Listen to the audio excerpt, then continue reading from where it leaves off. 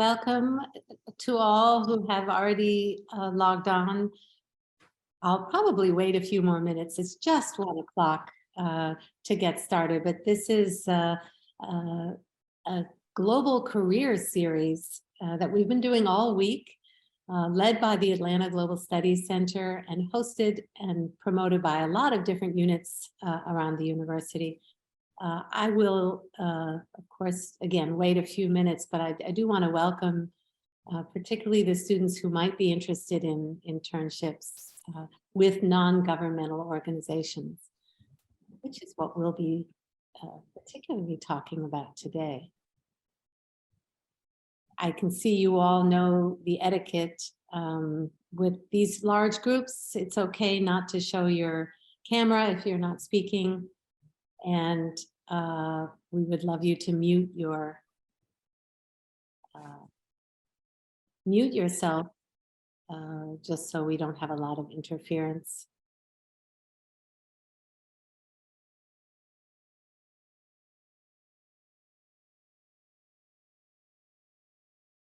So I am putting up a poll, and while we're waiting, if folks who are already on would like to just answer 4 questions.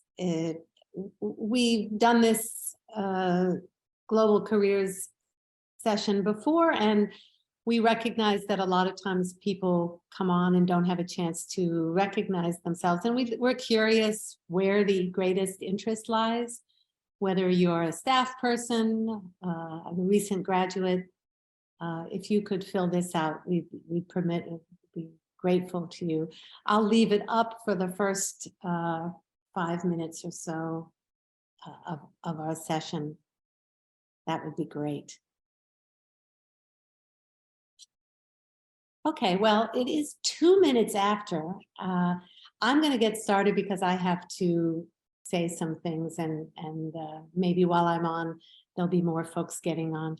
Good afternoon. I'm Laura Hastings. I'm the director of the Global Studies and Asian Studies program, as well as a faculty in the Political Science department. I'm also moderating today's session. So on behalf of the Atlanta Global Studies Center, the Center for Urban Language Teaching and Research, the Andrew Young School of Policy Studies, and Georgia State's Bachelor of Interdisciplinary Studies and all its programs. And finally, with the Georgia State Study Abroad program, I'd like to welcome you to our Fall 2022 Global Career Series, which is part of International Education Week here at Georgia State, and actually nationally. A lot of universities are celebrating International Education Week this week. So this series features folks from globally connected organizations who are interested in talking to students and recent graduates about the kind of opportunities to work in global spaces with international populations in Atlanta, in the US, as well as abroad. We hope by attending this, you'll feel inspired to expand your horizons and to pursue global careers.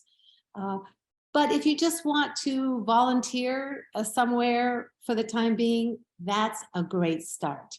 And as I said before I began, we want to get to know you a little better. So I've put a pop-up poll on the screen and love you to answer a few questions about yourself. And we'll share the results in a few minutes. So while you're completing the poll, I just need to do a few housekeeping items.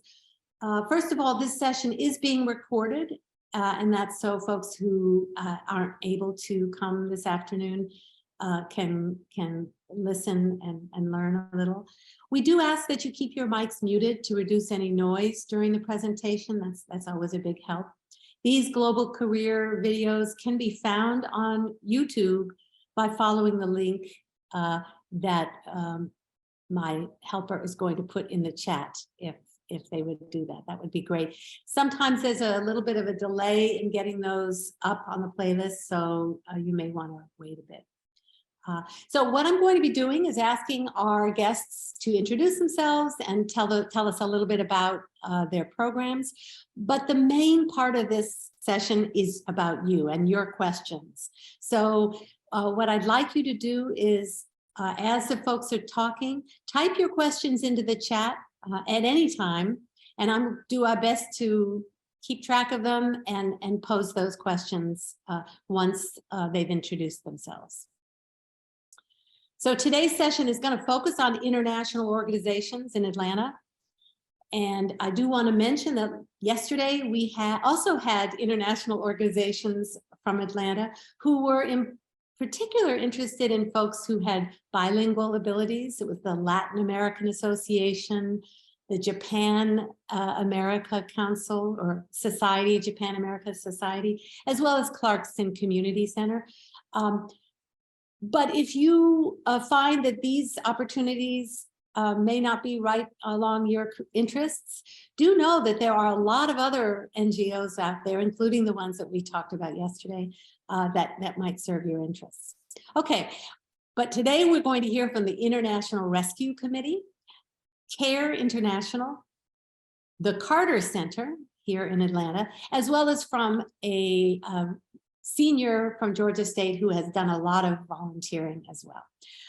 But maybe this is a good time for me to quickly take a look at the results of our study. So it looks like 90% are undergrads. That's good to know. We have mostly also from the College of Arts and Sciences, but Andrew Young is represented. That's great. And in terms of the areas, mostly social sciences, but a nice smattering of humanities and public health or nursing. Well, that's wonderful. Oh, I'm sorry. Information technology is represented here as well. Great. Probably the most important question is what was their primary reason to attend? And I like all of the above, as well as the just curious answers. Thanks a lot for helping us with that little survey. I do want to introduce our panelists. We have Imam Abdur-Rahman, who's a volunteer coordinator at the International Rescue Committee. Katie Fahs, who's an intern at Fellowships and volunteer coordinator at CARE USA. She runs both the internship as well as other kinds of volunteer opportunities. And Lauren Kent-Delaney, who's the Director of Educational Programs at the Carter Center. Zachary Begner is a senior at Georgia State here, majoring in the Bachelor in Interdisciplinary Studies with Global Studies. So thanks for being on this panel. First thing, why don't you introduce yourself and tell us about your organization and kind of what you do. And after that, we'll launch into some more detailed questions. So Iman, who works for the International Rescue Committee, might you begin us? Yes, thank you, Laura. As I was already eloquently introduced, my name is Iman Abdur-Rahman, and I am the volunteer and intern coordinator for the IRC in Atlanta. If you give me just a moment, I'll share my screen and we can learn a little bit more about the IRC if you guys are unfamiliar.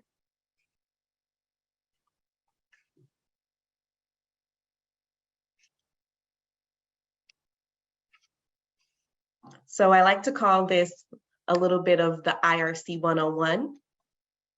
The IRC was founded in 1933 at the behest of Albert Einstein.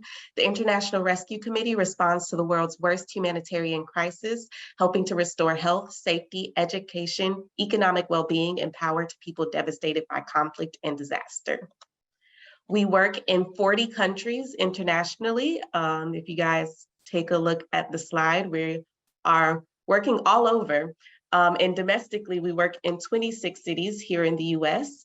Abroad, we do disaster relief and crisis intervention, but domestically, we primarily do refugee resettlement.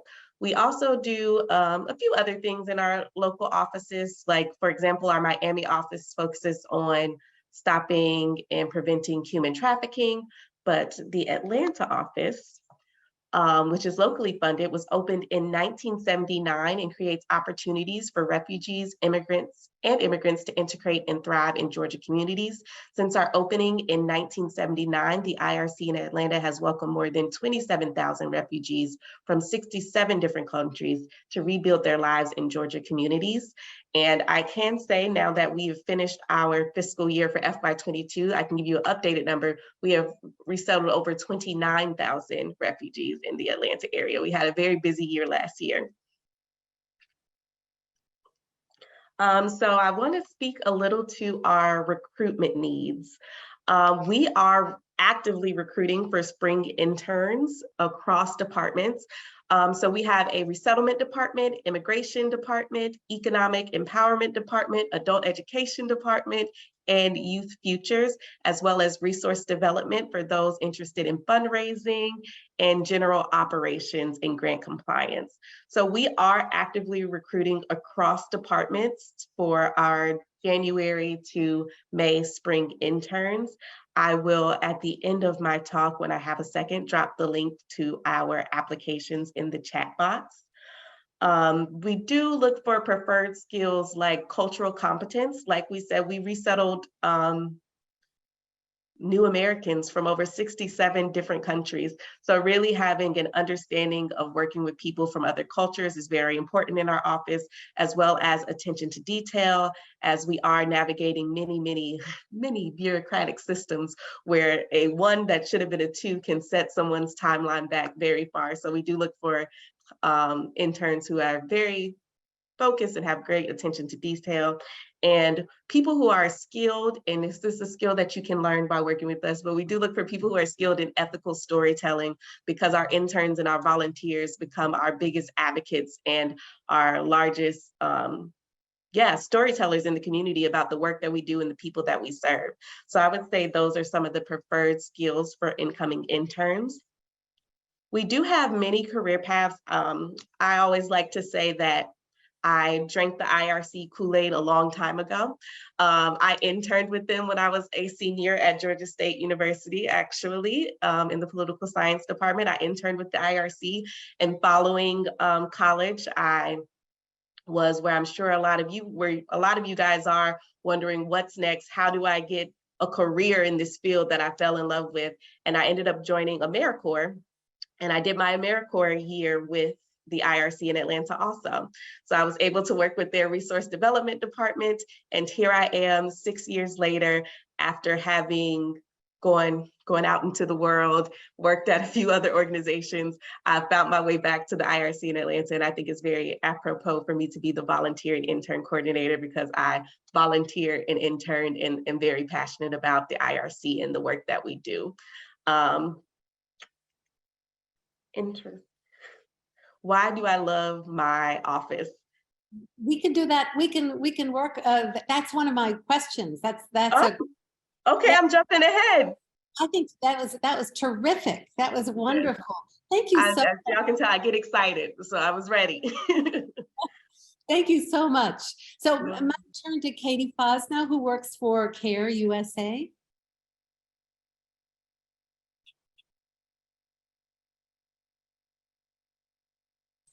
There we go. Hello. Thank you so much. Happy to be here speaking with all of you. I also have some slides, so let me pull those up. Whoops, let me get this up and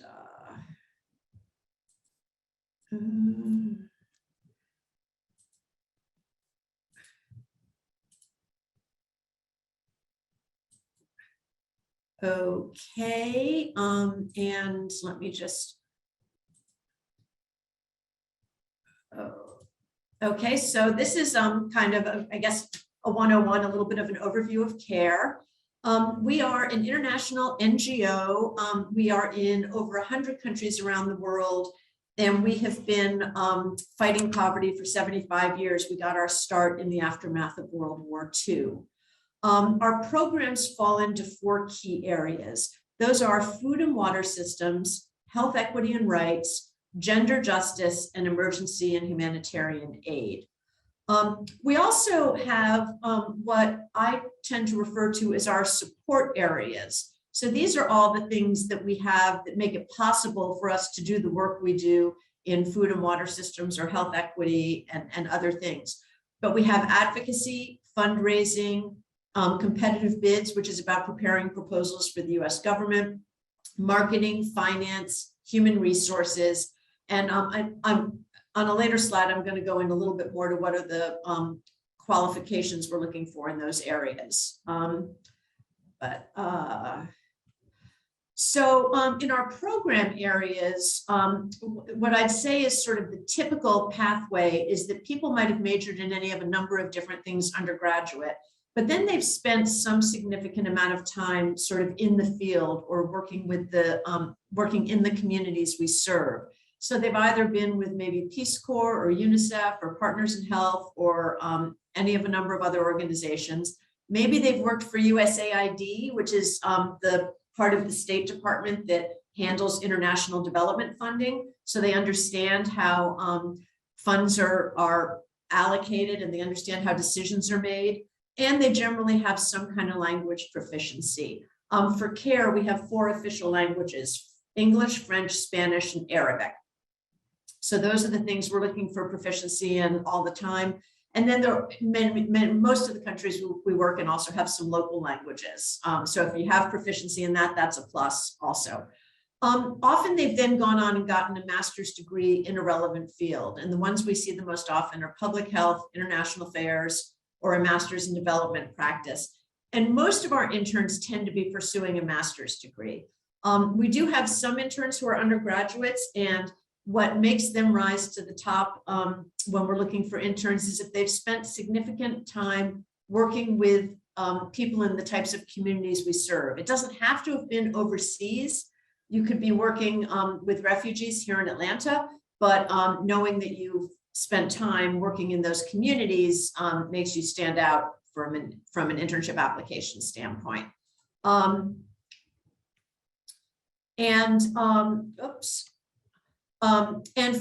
for our support areas, the kind of qualifications we're looking at really vary depending on the role. If you want to be in advocacy, which is working with the US government to advocate for more international aid and more funding going to international aid, having experience, having worked for an elected official or on the Hill, on Capitol Hill in Washington, DC is really helpful. Fundraising, if you have experience fundraising for another nonprofit. Institutional funding, which again is the grant writing, competitive bids area, having a background in writing, research, knowing something about USAID is the kind of thing that would make you very noticeable in our applicant pool.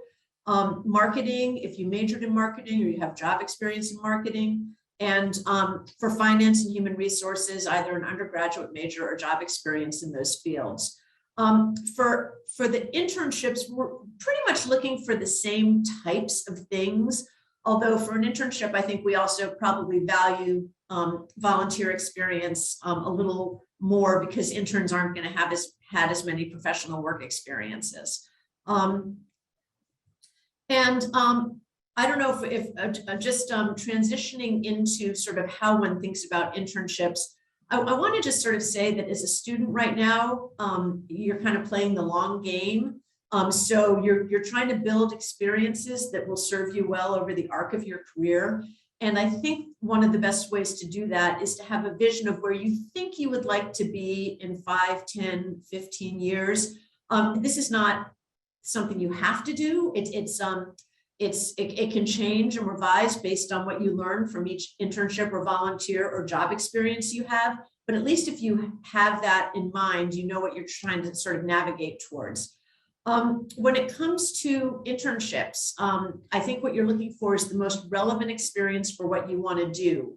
And sometimes that may pay less than other opportunities you're considering, but you're getting stuff, an experience that's going to look good on your resume and is going to make you stand out in an applicant pool. It's about building exposure and experience. And the other thing I'll say, which I think my fellow panelists will agree with, when you're looking for internships, you should cast a wide net because it's just very hard to know at any point in time how many interns an organization is hiring, where the openings are, et cetera, et cetera. So a lot of this is about getting your foot in the door and landing one of those first internships, which hopefully will lead on to other things. Some stuff about how to make the most of your internship. Do your absolute best. That's going to sound blindingly obvious, but sometimes you get into an internship and you're like, I don't think this is the right organization for me or the right line of work for me. And that's okay, because internships are a lot about learning and adjusting based on your learning and experiences. But even if it's not your favorite thing you've ever done, your manager is probably going to be a reference for you in the future. So you really just want to be in a situation where you're doing your absolute best in the internship and building relationships and connections where those people would be happy to refer you on to something else that is a good fit for you. Take advantage of any trainings that are offered. Most organizations offer at least some training to interns. Try to meet and connect with as many people. That's a little bit more difficult given that our environment is more remote than it has been. But, an internship gets you in the door of an organization where you can connect with people who you may run into later on in your career. So you want to sort of make those connections if you can. And then after your internship's over, stay in touch with folks, connect on LinkedIn, reach out to a colleague if you see something that reminds you of a project you all worked on together or something like that. But staying in touch with people is really going to be a huge benefit throughout your career.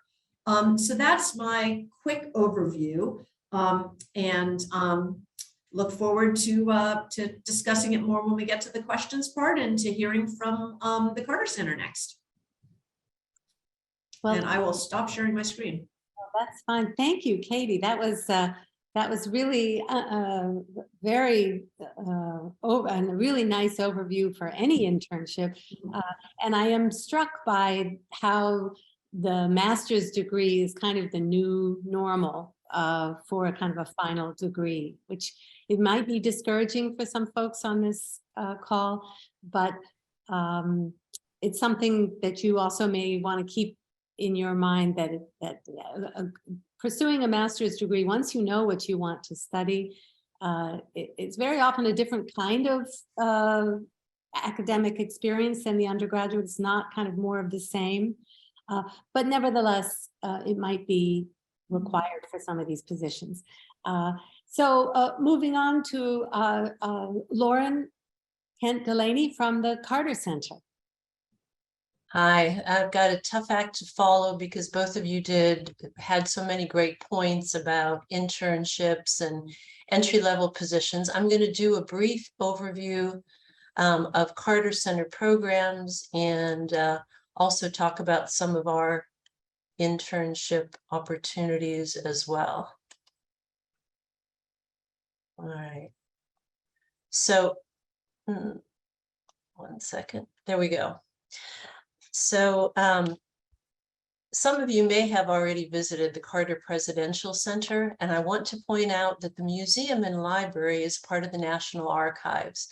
We are located adjacent to the Presidential Museum and Library, but the Carter Center is separate. We are a nonprofit, non-governmental organization, and we are technically a part of Emory University.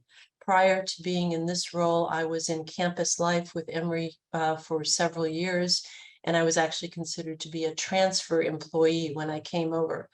But the Carter Center has peace programs, health programs, and then the operational areas that support those things like IT and fundraising and volunteers, which are all very important part of how we work here. The Carter Center was founded on these 5 principles. Essentially, it says that we are committed to being neutral, which is really hard sometimes, depending on, especially if it's an election that we're working on. We try hard not to duplicate other people's efforts. Anything that you may have ever read about President Carter being fiscally conservative is all true, and then some. So the thought of replicating other people's efforts is just not really been a part of his reality. But ultimately, we believe that people can improve their lives if they're given access to the resources. Currently in peace programs, we have 4, they call them the Pillars of Peace, plus one initiative in the China Project. I'm not going to go through all of these, but I want to highlight the Democracy Program. It is the largest of the peace programs, and it's been kind of an interesting time to be around in the Democracy Program. Historically, we focus on digital threats and misinformation along with disinformation, and we've always worked overseas in other countries for their elections. We are leaders in democratic election standards and that consistency that you see. On the photo here, you can see people who are holding up their finger because they've voted. They dipped their finger in the ink. I'm not sure where that particular election was, but that's how people knew that they had already voted. When I was an election observer in Ivory Coast, every single person who went through the line when it was completed got to dip their finger in that ink, and that was a very special kind of a commemorative time. Election observers, Carter Center does a lot to complete in-depth analysis on the elections we've been asked to observe. Interestingly enough, for the first time, we have recently been engaged in local elections. Fulton County, we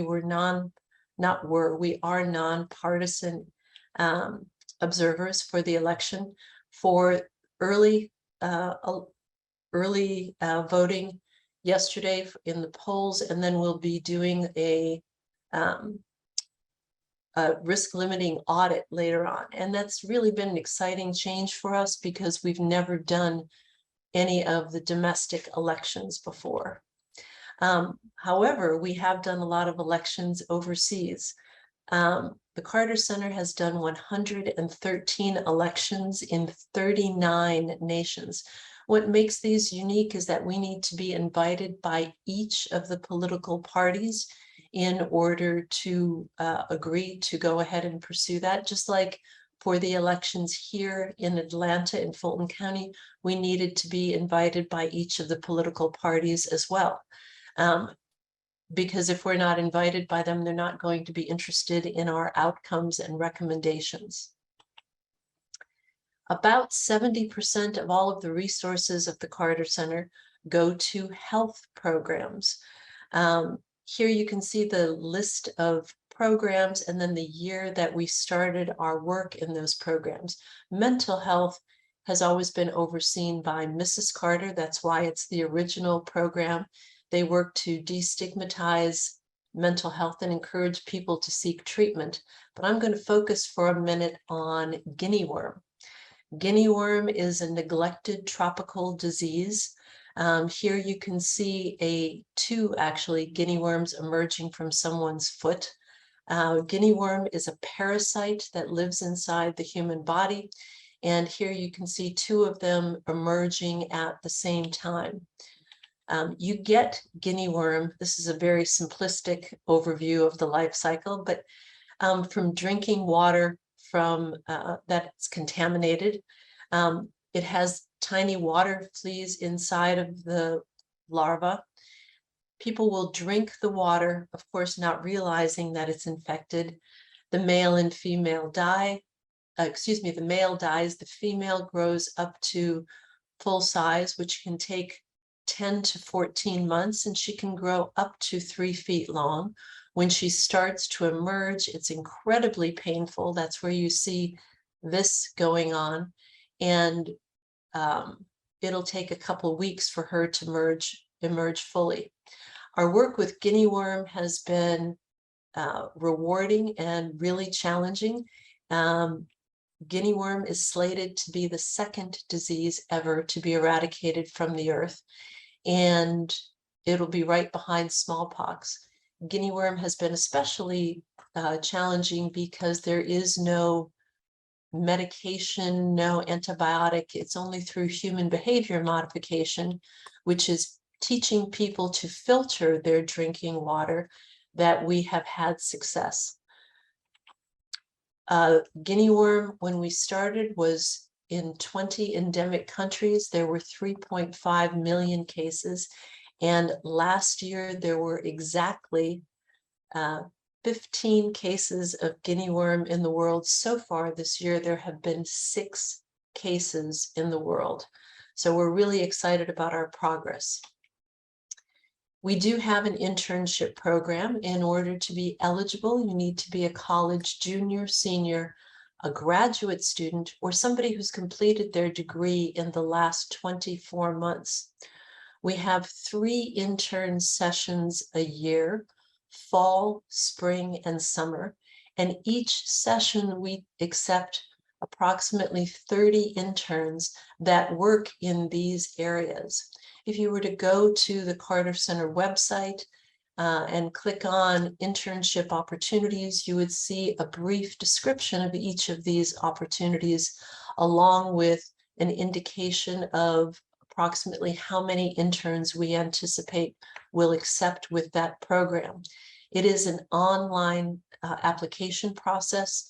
We ask for transcripts, recommendations from 2 references, and a writing sample.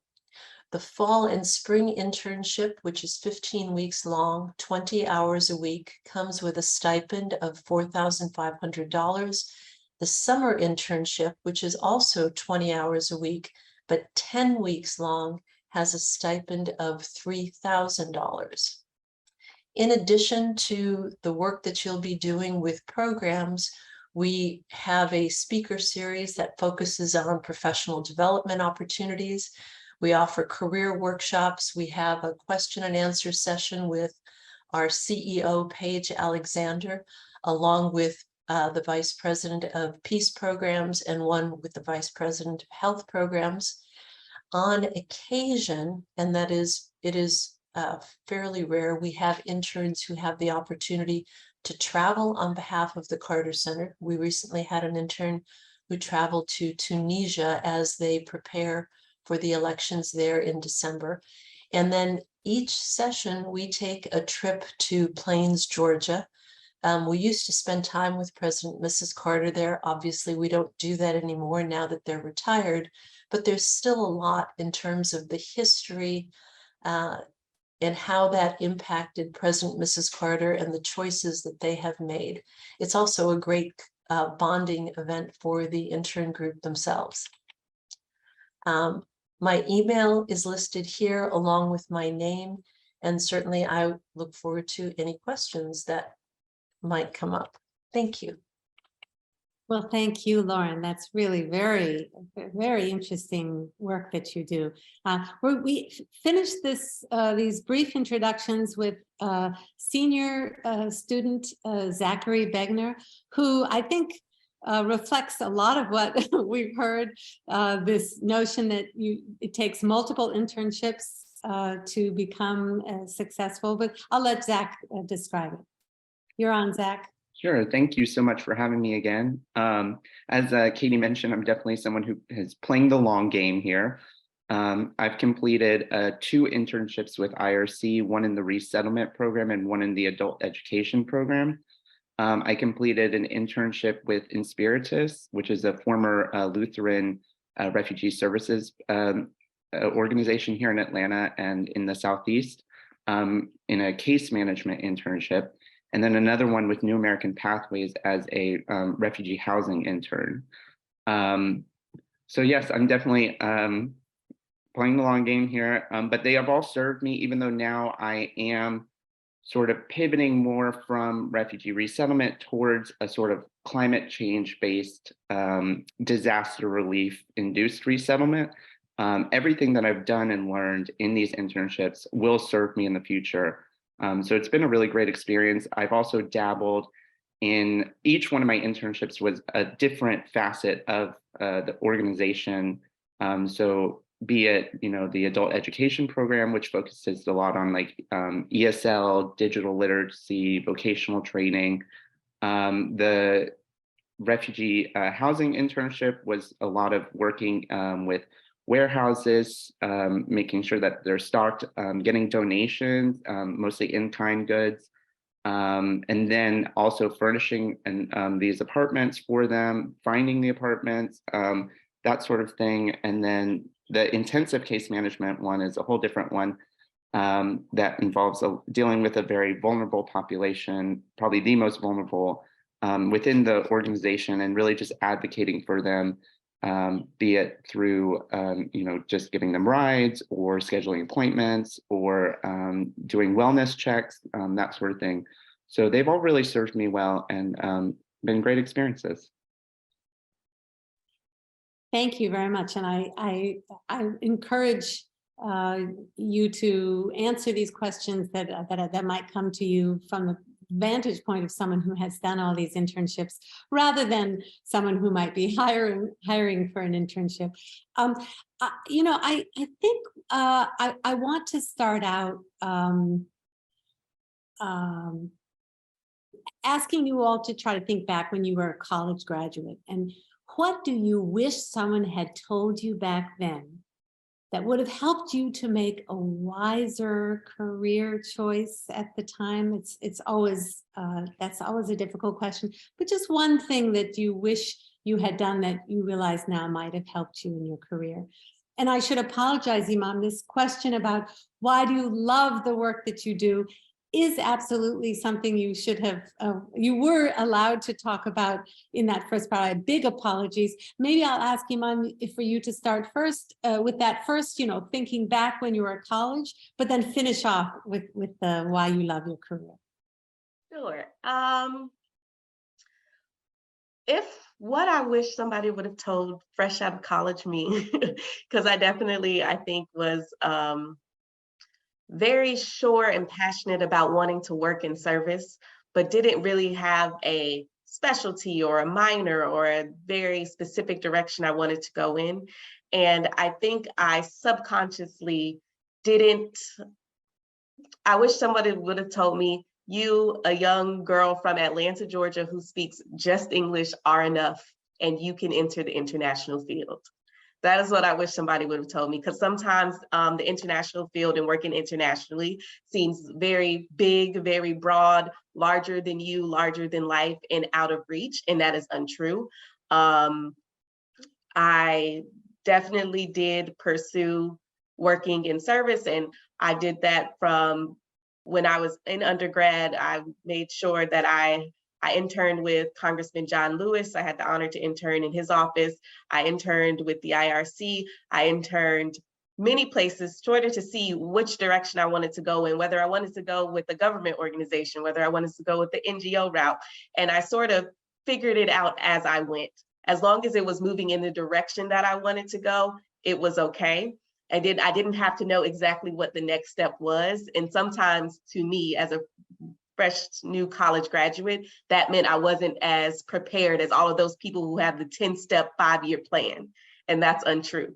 As long as you're moving in the appropriate direction, I think that you're going exactly where you're supposed to go.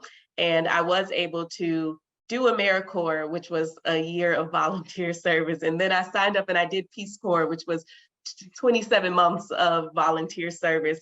And then I came back and was able to find a home with an emergency shelter and transitional housing program here in Atlanta, which sort of really helped full circle with my work with displaced people. I guess I'm sort of like Zachary, where I'm passionate about finding homes for people who have been displaced, whether that be from natural disaster or by fleeing persecution or because of many systematic things that happen right here in our own backyard. So I think what the advice I would give is that you will find your path, you will find your passion, you will find what is for you. Just move in the direction of which you want to go, and you are enough. Is what I would tell a freshly graduated me. Thank you. Thank you. That's a good message, this notion of confidence. I think that goes a long way. Interesting. Katie, do you have does that question evoke an answer, or you can always do a pass if you're not interested in? You have to unmute yourself.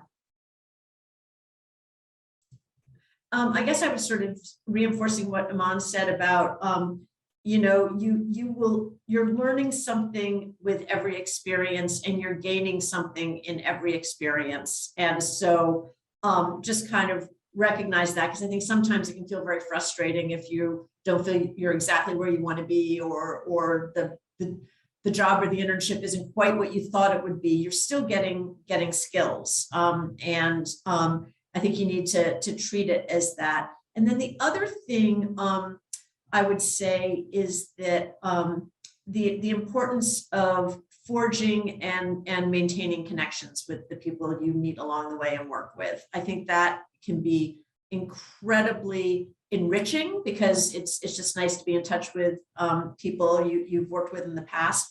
But it can, I think sometimes the whole concept of networking gets a bad rap because it seems too transactional and too much, trying to get something out of someone. But I think at its best, it is being in touch with people, helping other people find opportunities and connections that are right for them, and then being in a position where when an opportunity or connection that's right for you comes up, you're the person somebody thinks of.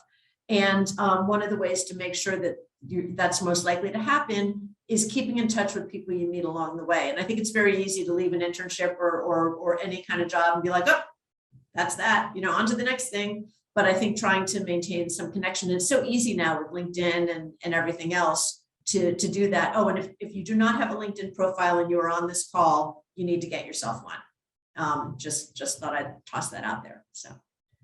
Thank you. Thank you. Lauren, if I might pivot to a slightly different question. We hear a lot about global competence. Mhm. How would you describe that notion, and how do you know when someone has it?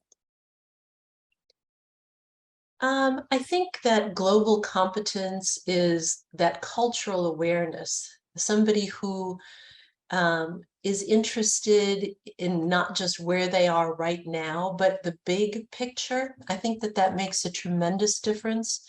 And it's really fun because when you see like a group of interns where they're discussing a particular issue or topic, that's to me that's the absolute best. You were talking earlier about, Katie was talking about networking and things like that. Don't ever underestimate the group of your peers that you're interviewing with.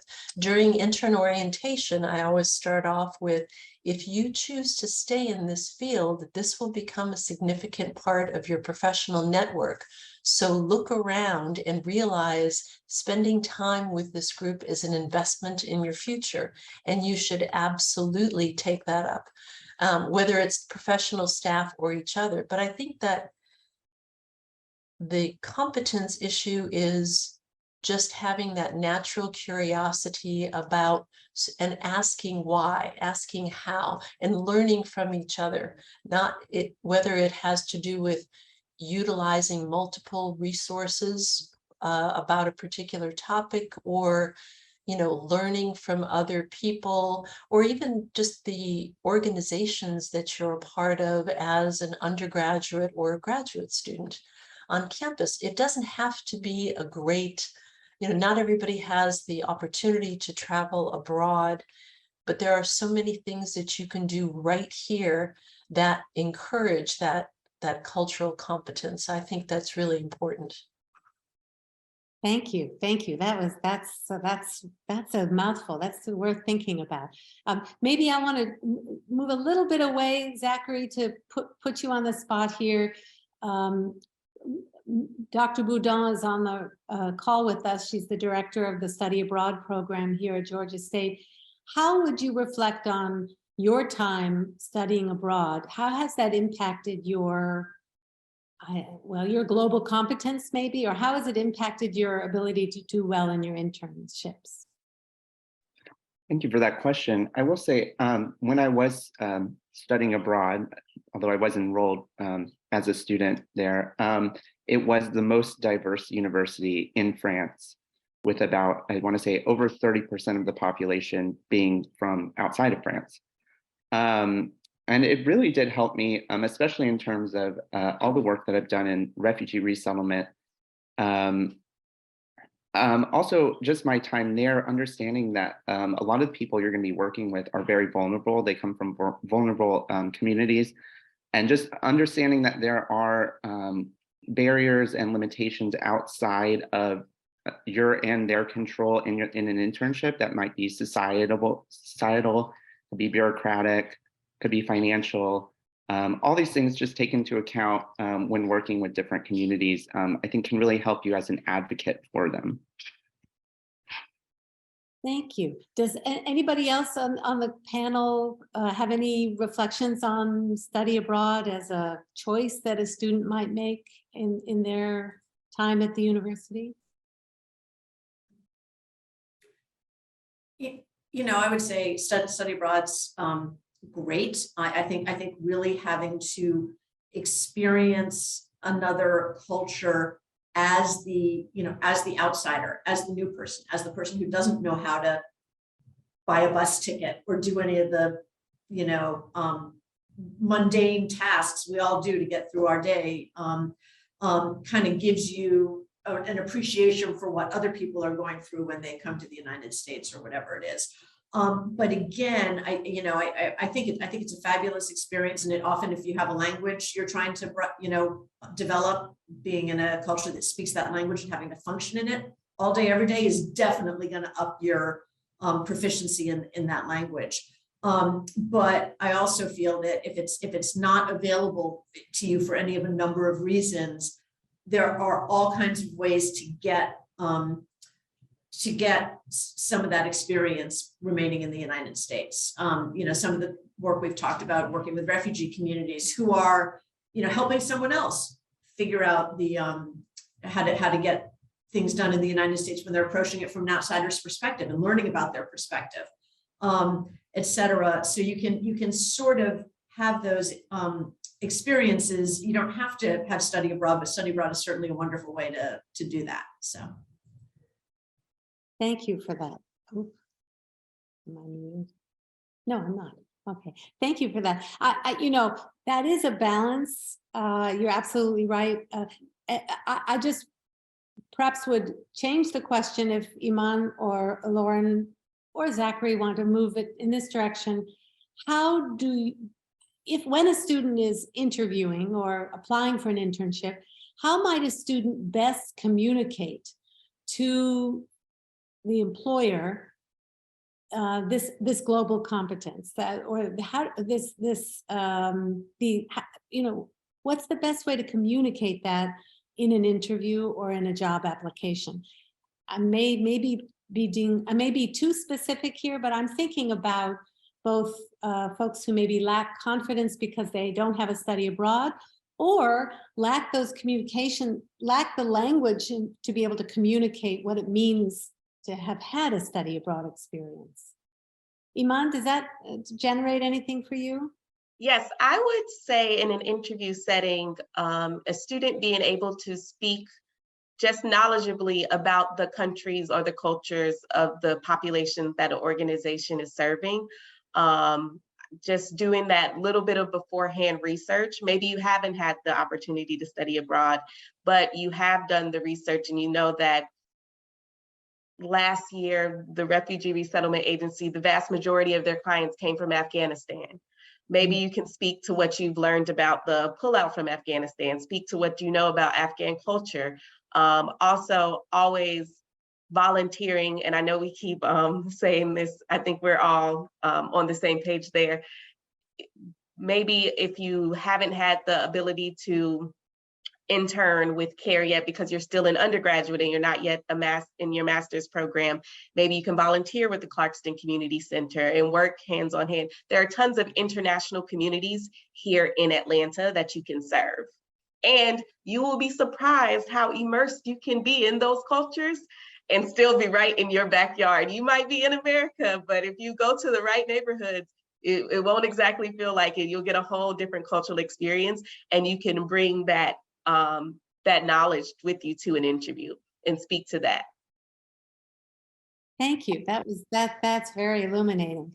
I'm thinking back on something that Lauren alluded to, which is the requirement for a recommendation, a reference as part of the application. Not all internships require this, but most jobs of whatever sort do. So I'd love to have a brief conversation with all of you about who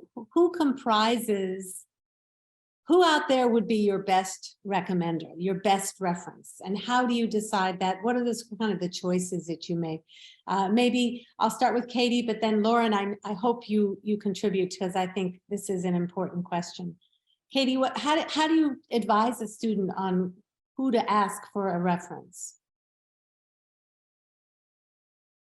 Oh, you're muted again. I'm going to have this down pat by the time this call ends. I'm going to have mastered the mute button, but sorry. So I would say, you know, it should be someone who has sort of experienced your work, right? So it could be a professor with whom you had a course and you got to know that professor. You know, did some research for them. You went to office hours. You forged a relationship with that professor in some way, shape, or form. Or it can be a supervisor from a job, or if you were volunteering someplace, it could be whoever was managing the volunteers in that organization. But it's someone who can speak knowledgeably about what you can contribute, and maybe even could come up with a couple of examples of times you took on a challenge, or times you did something well, or improvements you made to the process. But it's you know, it can be professional, it can be someone from your academic life, it can be someone from your volunteer life, it can be someone from your work life. But you just want to make sure that this is someone who really, you know, knows your work and can speak knowledgeably about it and can answer a few questions. The other thing I think it is a good idea to do is, if you're going to put someone's name down for a reference, either ask them beforehand, or if you don't have a chance to ask them beforehand, say, like, I was in the middle of an interview and they asked me for a reference, and I'm sorry I couldn't ask you beforehand, but I gave them your name and I hope that's okay, so that people know the call's coming. Or if they get a call on their phone and they don't recognize the number, they might pick it up. But it's a courtesy to ask before you provide someone as a reference. So please, I think and that goes a long way towards making your references be even more predisposed to say nice things about you. But so that's my my thoughts on references. So Thank you, Lauren. Yeah, this is near and dear to my heart, because first of all, and you're both right, you have to ask, and don't presume that since somebody was your supervisor that they owe you. I actually had an intern say that my supervisor said he couldn't necessarily give me a good recommendation. And I said, was that consistent with your end of session feedback? Yeah, but I worked for 10 weeks. He owes me. No, he really does not. What he's done is treated you as a professional and been very honest and candid with what he can and cannot say about your work, because not every reference will do that. So I think number one, you ask if they can give you a good recommendation. Don't presume anything. And then go back to, you were talking earlier about keeping in touch with people. Oh my goodness, this is so important, because you may be an undergrad now, and 4 years from now, you're applying for something and they'll say, oh, we need somebody who can, whether it's verify your work or that you were an intern, but I haven't heard from you in 4 years. And now I get it out of nowhere. You don't need to become my pen pal, but just keep me posted. Let me know where you're what's going on. And if I have agreed to be your reference, the first thing I'm going to say is, please send me a current resume and a copy of the position description, because I want to be able to speak positively on your behalf. I want to say to that person, oh my goodness, we were just talking about this position. I know that so-and-so is really interested in it, you know, because that sounds like it really matters, rather than, let me see, I think I remember that person. Huge difference. So maintain those relationships, the professional courtesy of it. And if I can add one more thing, whether you get the job, don't get the job and choose not to take the job, let the person who gave you a reference know what happened. Fill them in. So it's not like, yeah, I gave this reference. I wonder if they ever went to work for that organization. You know, just circle back and let them know what happened. And even if you say, you know, they offered me a job, but on reflection, this other opportunity was the right thing for me, but thank you so much for giving me a reference for the one I asked you for, that's totally fine. But just being in touch and letting people know what happened when you've asked them a favor like that. I do want to just mention, for those of you on the call, Lauren said that a boss doesn't need to give a good reference. And that's very similar to a faculty, a professor you've had. But I do want to just have a slightly different angle. Our job as professors, one of our jobs is to give you a good recommendation. And I get a feeling that many students don't think that the professor has time to do that, doesn't have that, you know, that if you have had a relationship with that person, they should give you the reference that you deserve. That is, again, part of the job description of a faculty person. So please don't be shy about reaching out. But as Lauren said, make sure you ask them, can you give me a good reference? That's the important question. But do know that faculty are really, they're good to, it's nice. Lauren likes to have faculty references in her applications. I know that. That's part of what they're looking for in an internship, is some intellectual curiosity and all that stuff. But don't be, you know, think of us as assessors and keep us in the loop. You know, Zachary emails me and says he's doing A, B, and C, and he's not asking me for anything. He's just keeping me up to date because I've shown an interest. We are running out of time, and I have not asked people to say if they have any one last. I had a couple questions that I did pose that were sent to me directly rather than through the chat session, which was kind of odd. Any other students have a last minute question that comes up in the chat session? I haven't seen any. Again, they were direct messages to me that I asked.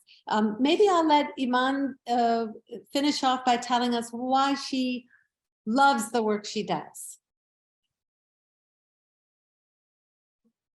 I'd be happy to. I love the work that I do for many reasons, but the thing that came first to mind was because it happened yesterday. I was giving an orientation to some newly arrived clients who had been in the United States since November 1st, I think is when they arrived.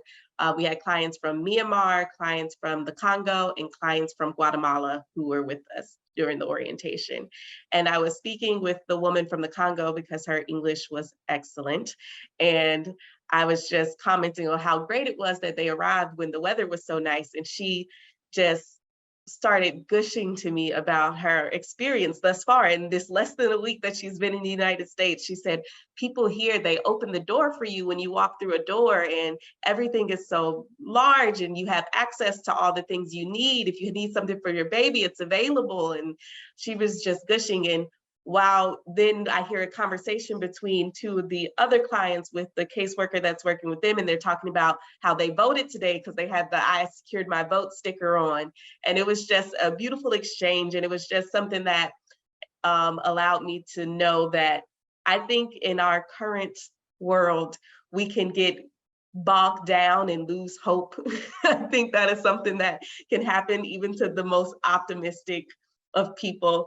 And I know that doing the work that I do and working with the clients that I serve, every day when I get to interact with them and they tell me, well, I'm happy to be here. They've been working for 19 years, 20 years to be resettled and to be in their new home, and they are happy to be in America. It renews my faith and my hope and my just zest for not only the work that I do, but the country and the community I live in. So it was great. It happened just yesterday, so I had the answer to that question right on, right on tap. Thank you so much. That is just such a wonderful ending. Thank you, Iman, Katie, Lauren, and Zach, for sharing your time with us today, telling us some wonderful opportunities at your organization. And we really appreciate your valuable tips and advice for our students. Thanks for participating in the Georgia State Global Career Series. I want to thank the audience as well for attending. We hope you enjoyed it.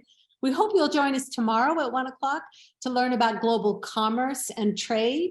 And please, if you haven't registered yet, use the link in the chat. thanking the Atlanta Global Studies Center and all those wonderful organizations I mentioned before the presentation for organizing this series. I encourage everyone to check out more International Education Week events on the website in the chat. Have a wonderful afternoon. We hope to see you tomorrow at 1 o'clock.